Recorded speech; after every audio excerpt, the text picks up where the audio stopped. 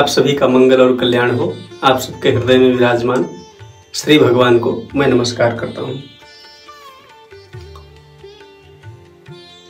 आज हम बात करने वाले हैं कर्म करने में अथवा न करने में, कुछ भी चाहने में अथवा कुछ भी न चाहने, मनुष्य स्वतंत्र है या नहीं। आज यही दो विषय रखेंगे। प्रत्येक मनुष्य कुछ भी चाहने में अथवा कुछ भी ना चाहने में स्वतंत्र है या नहीं। प्रत्येक मनुष्य कुछ भी करने में अथवा कुछ भी ना करने में स्वतंत्र है या नहीं।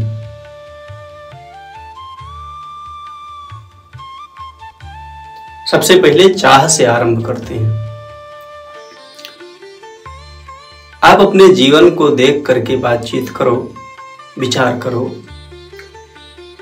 क्या आपको कभी ऐसा लगता है कि बलपूर्वक कोई व्यक्ति आपको चाहने के लिए विवश कर देता है कि तुम्हें ये वस्तु चाहना ही पड़ेगा, ये कामना करनी ही पड़ेगी? ऐसा तुमने कभी अनुभव किया? मैंने तो अनुभव नहीं किया। भोगे हुए विषयों की जो कुछ हम भोग चुके हैं शरीर के द्वारा, इंद्रियों के द्वारा, मन बुद्धि इत्यादि के द्वारा, उन सब विषयों का डेटा याददाश्त के रूप में संग्रहित रहता है। जब आप अकेले होते हैं, खाली बैठते हैं, अच्छा नहीं लगता है, उस समय वो भूतकाल की स्मृति आपके पास आती है, दिखती है क्रमबद्ध तरीके से। वो क्रम का मतलब एक के बाद एक दूसरी आती है। कब कौन सी आएगी ये तो निश्चित नहीं होता है, लेकिन एक के बाद एक, एक के बाद एक, एक के बाद एक आती रहती है। उसी को प्रायः करके समाज में लोग मन की चंचलता कहते हैं कि मन बहुत चंचल है, भटक रहा है चारों तरफ। मन नहीं भटकता है, वो विषयों की याद आती है ना। उस याद में से जो आपको रुचिकर लगता है, अच्छा लगता है, आप कहते हैं कि अब ये चाहिए, और फिर उसके अनुसार कर्म करते हैं। किसी भी दृष्टिकोण से यह बात सिद्ध नहीं किया जा सकता है कि मनुष्य कुछ भी चाहने में अथवा ना चाहने में पराधीन है, मतलब विवश है। कदापि नहीं। मनुष्य कभी भी कुछ भी चाहने और ना चाहने में पराधीन और विवश नहीं है। लेकिन जब वह अपनी स्वतंत्रता का दुरुपयोग करने लगता है ना, तब उसे पराधीनता और विवशता प्रतीत होने लगती है, महसूस होने लगती है। उसे ऐसा लगता है कि शायद कोई है, कोई भगवान बैठा है, कोई ऐसी शक्ति है, कोई माया है, हाँ, या समाज के दूसरे लोग हैं, या कुछ ऐसा है जो हमें मजबूर कर देता है, विवश कर देता है। पर ऐसी बात नहीं है। ये मंद बुद्धि का परिचायक है ऐसा मानना कि हमें कोई विवश। और एक और बात सोचो, इस संसार में आपको जो कुछ भी, जब भी, जहां भी मिलता है, वो कब मिलता है? जब आप कुछ करते हैं। आपको पता भी है, इसीलिए देखो, जब कुछ चाहते हैं तब अपने आप कुछ करने की सोचते हैं। जब तक कुछ नहीं चाहते ना, तब तक करने की इच्छा भी उत्पन्न नहीं होती है। मतलब चाह और कर्म का संबंध बड़ा घनिष्ठ संबंध है ना। अर्थात प्रत्येक मनुष्य, ये सिद्धांत निर्विवाद रूप से प्रत्येक विचारधाराओं में सत्य है। लोग मानते हैं, धरती पर रहने वाला प्रत्येक मनुष्य यह मानता है कि अगर कुछ चाहिए तो कुछ करना होगा, बिना किए कुछ नहीं मिलेगा। मतलब कर्म कोई और करे, परिणाम किसी और को मिले, यह सिद्धांत अमान्य सिद्धांत है, यह मान्य नहीं है ना। व्यक्तिगत रूप से आप क्या मानते हो आप जानो आपका, लेकिन ये किसी भी विचारशील बुद्धिजीवी मनुष्य के दृष्टि से सत्य नहीं हो सकता है कि कर्म कोई और करे और प्राप्ति आपको हो जाए। ये ऐसा संभव नहीं है। क्योंकि अगर ऐसा संभव हो जाए ना तो ये सृष्टि चक्र जो चल रहा है संतुलन में, ये असंतुलित हो जाए, सृष्टि नष्ट भ्रष्ट हो जाए। तो कुछ भी चाहिए तो आपको करना होगा, मतलब करने के अतिरिक्त इस संसार के भोग संसाधनों की प्राप्ति का और कोई उपाय नहीं है कर्म के अतिरिक्त, है ना। कर्म करोगे उसका परिणाम आपको मिलेगा। कर्म होता है वर्तमान में, और आप वह कर्म कर नहीं सकते हो जिसके करने की शक्ति ना हो, वह कर्म कर नहीं सकते हो जिसके करने का ज्ञान ना हो, वह कर्म भी नहीं करना। अच्छा, ये तो दो चीज हो गया, जिसके करने की शक्ति नहीं है और जिसको करने का ज्ञान नहीं है उसको तुम कर नहीं सकते, उसमें विवश हो। लेकिन जिसको करना नहीं चाहिए उसको ना करो, मतलब कर्तव्य उसी का नाम है जिसको करना चाहिए, जिसके करने की शक्ति हो, जिसके करने का ज्ञान हो। अर्थात प्रत्येक परिस्थिति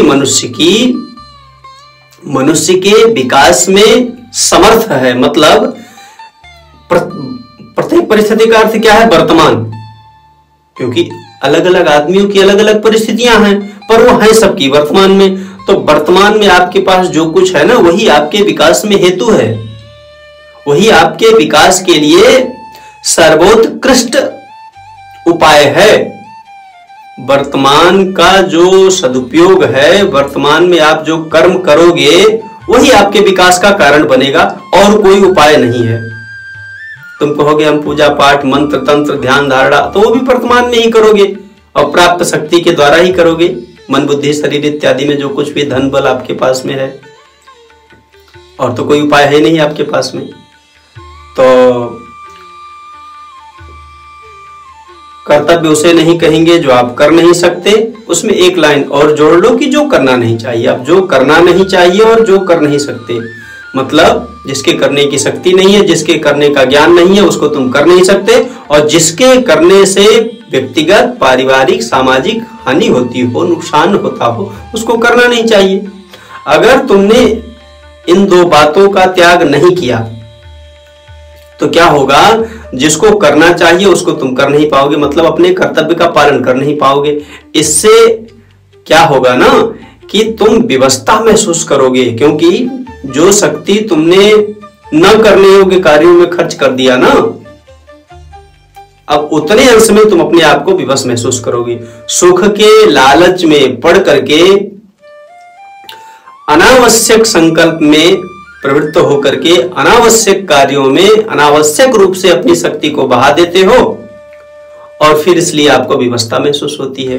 अपने आप को आप असमर्थ मानते हो, स्वीकार करते हो, महसूस करते हो। यदि तुम्हें इस जीवन में समर्थ बनना हो, विवशता से मुक्ति चाहिए हो, स्वतंत्रता चाहिए हो, तो बस केवल एक ही कार्य आपको करना होगा। एक ही सिद्धांत पर्याप्त है। वह सिद्धांत यह है कि जो नहीं करना चाहिए, क्या नहीं करना चाहिए? जो तुम्हें अपने साथ पसंद ना हो, अच्छा ना लगे। देखो, इसी का एक सूत्र है श्रीमद् भागवत में, आत्मनः प्रतिकूलानि परेशान न समाचरित। मतलब जो अपने लिए प्रतिकूल हो, अनुकूल ना हो, उसको आप दूसरों के साथ ना करें। यदि आपको झूठ बोलना, आपसे कोई झूठ बोले और आपको पसंद नहीं है, तो इसका अर्थ है आपको दूसरों से झूठ नहीं बोलना चाहिए। आपसे कोई द्वेष करे तो आपको अच्छा नहीं लगेगा, तो इसका अर्थ है आप किसी से द्वेष ना करें। आपका सुख देख करके यदि कोई जलन करे तो आपको अच्छा नहीं लगेगा, इसका अर्थ है किसी सुखी व्यक्ति को देख करके हृदय में जलन मत होने दो।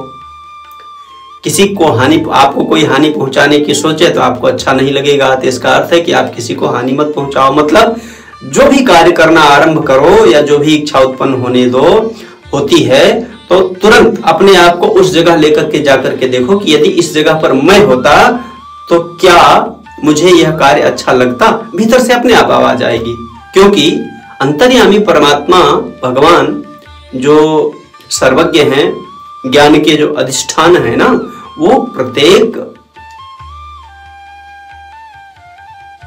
जीव कह लो या प्रत्येक कण कण में कह लो, वो परमात्मा विद्यमान है। तो आपके भीतर से अंतर्यामी का ज्ञान आएगा, नहीं ये कार्य नहीं करना चाहिए। और सीधी सी बात ये समझ लो, बुराई आपको कोई हानि पहुंचाता है, नुकसान पहुंचाता है, दुख देता है, तो आपको अच्छा नहीं लगता। इसका अर्थ है कि आप किसी को हानि मत पहुंचाओ, किसी को दुख मत दो, किसी को नुकसान मत पहुंचाओ। तब फिर क्या होगा कि आपको कर्म में विवस्था नहीं रह जाएगी। क्यों? क्योंकि कर्म की विवस्था कब मिट सकती है, इस पर सोचो जरा। वह तब मिट सकती है जब आप जो करना चाहिए और जो कर सकते हैं उसको करें, है ना। मतलब जो करना चाहिए यानी शरीर के रूप में, परिवार के रूप में, समाज के रूप में आपको जो कुछ मिला उसका उपयोग करना है लोक हित में, परिवार के हित में, समाज के हित में। और जो कर सकते हो तो क्या कर सकते हो, जिसकी शक्ति है और जिसके करने का ज्ञान है।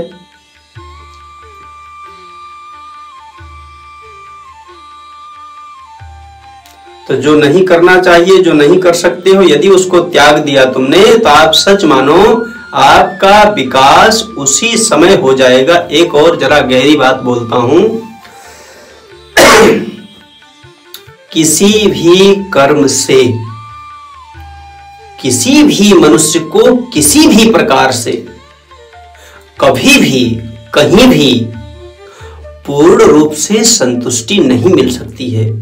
पिछले वक्तव्य में भी हमने कहा था कि आज तुम जिस परिस्थिति को प्राप्त करना चाहते हो ना, उसी परिस्थिति को बहुत लोग असंतुष्ट होकर के छोड़ना चाहते हैं। और आज तुम जिस परिस्थिति से असंतुष्ट होकर के छोड़ना चाह रहे हो ना, उसी परिस्थिति को बहुत से लोग आकर्षित होकर के पाना चाह रहे हैं। मतलब क्या है, कोई भी परिस्थिति संतुष्ट नहीं कर सकती है। इसका अर्थ क्या है कि कर्म के द्वारा कभी भी आपको पूर्ण संतुष्टि नहीं मिल सकती है, कर्म के द्वारा आपको स्वाधीनता नहीं मिल सकती है, कर्म के द्वारा आपको चिन्मयता नहीं मिल सकती है, कर्म के द्वारा आपको पूर्णता नहीं मिल सकती है, कर्म के द्वारा आपको कभी शांति नहीं मिल सकती है, विश्राम नहीं मिल सकता है। हाँ, निष्काम कर्म करोगे, माने निष्काम भाव से अगर कर्म करोगे, राग द्वेष मुक्त होकर के कर्म करोगे, तो आपकी जो ऊर्जा है, जो सामर्थ्य है आपके पास में, वह तो बह जाएगा कर्म में। मतलब उससे कर्म की सिद्धि हो जाएगी। उस कर्म का संबंध आपके संबंधियों से होगा, तो संबंधियों और आपके बीच में स्नेह की, प्रेम की एकता हो जाएगी और आप अकेले हो जाएंगे। जब आप राग द्वेष मुक्त होकर के अकेले हो जाएंगे ना, तो राग द्वेष से मुक्त चित्त क्या होता है, निरुद्ध हो जाता है। मतलब वृत्तियों से रहित हो जाता है, अर्थात भूत भविष्य का चिंतन समाप्त हो जाता है। तब जब आपके चित्त से भूत भविष्य का चिंतन समाप्त हो जाएगा, तब आपको विश्राम मिल जाएगा। विश्राम ही संतुष्टि का बीज है। अथवा ये कहो कि संतुष्टि का बीज है रस, प्रसन्नता, और प्रसन्नता विश्राम के बिना असंभव है, स्थायी प्रसन्नता। वैसे तो विषयों में सुख तो है ही, सुख दुख तो आप भोग ही रहे हैं संसार में, पर उसमें संतुष्टि नहीं है। तो जब आपको विश्राम मिलेगा, तब आपकी गति स्व की ओर होगी, अपनी ओर होगी। तब स्वतंत्रता, निर्भयता, प्रसन्नता, मुदिता, चिन्मयता, पूर्णता इत्यादि इत्यादि सारे दिव्य गुण आपके अपने ही अस्तित्व में अभिव्यक्त होने लग जाएंगे, प्रकट होने लग जाएंगे।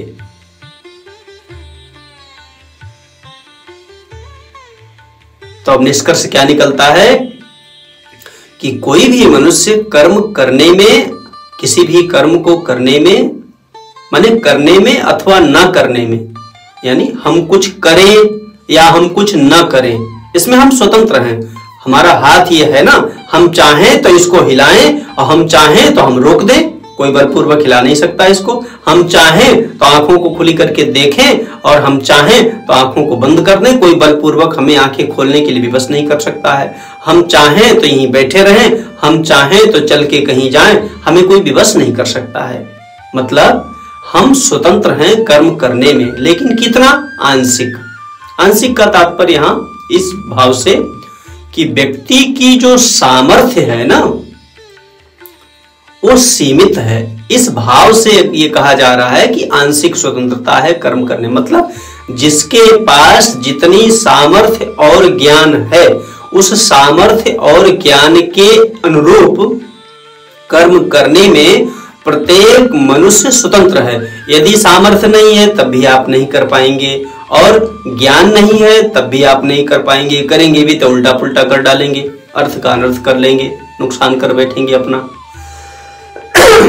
और एक बात, यह भी स्वतंत्रता आपको परमात्मा ने दे रखी है कि आप गलत करो अथवा ना करो, है ना। आप चाहो तो गलत करना बंद कर दो और आप चाहो तो गलत करते रहो, लेकिन परिणाम फिर वही विवश आप महसूस करोगे अपने को, हाय अब मैं क्या करूं।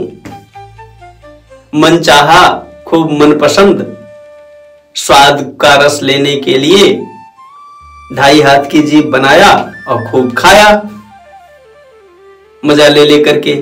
परिणाम क्या होगा? लीवर कमजोर हो जाएगा, आंतों की जो जठर अग्नि है वह मंद पड़ जाएगी, धीरे धीरे शरीर आपका रोगी हो जाएगा। फिर आप हाय दैया हाय मैया करते रहोगे, डॉक्टर के दरवाजे पर चक्कर लगाते रहोगे, विवशता आ जाएगी।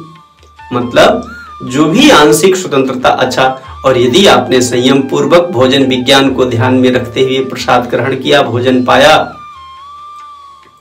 मिल बांट करके संयम रखा, श्रम किया, तब आप रोगी नहीं बनेंगे, तब आप विवशता नहीं महसूस करेंगे इस अंश में। इसलिए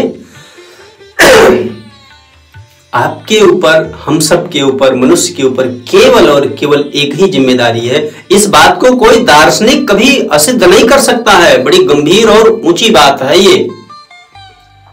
प्रत्येक दार्शनिकों ने, प्रत्येक विचारशीलों ने, प्रत्येक विचारकों ने, प्रत्येक बुद्धिजीवी मनुष्यों ने इस बात को निर्विवाद रूप से स्वीकार किया है कि यदि गलत करना बंद कर दिया जाए तो या तो मनुष्य सही करेगा अथवा कुछ नहीं करेगा। कुछ नहीं करेगा तो शांत और विश्राम पालेगा, ध्यान धारणा समाधि हो जाएगी उसकी, आत्मज्ञान की ओर जाएगा वो। और सही करेगा तो सही करने से कर्तव्य पालन होगा, सेवा होगी, और समाज और व्यक्ति के बीच में, परिवार और व्यक्ति के बीच में प्रेम की एकता हो जाएगी, तो समाज में भी सुंदरता फैलेगी और व्यक्तिगत जीवन भी सुंदर हो जाएगा। तो आशा करता हूं कि अब आपके मन में इतना सुनने के बाद यह बात नहीं आएगी कि मनुष्य कुछ करने में स्वतंत्र है कि परतंत्र है, चाहने में स्वतंत्र है अथवा परतंत्र है।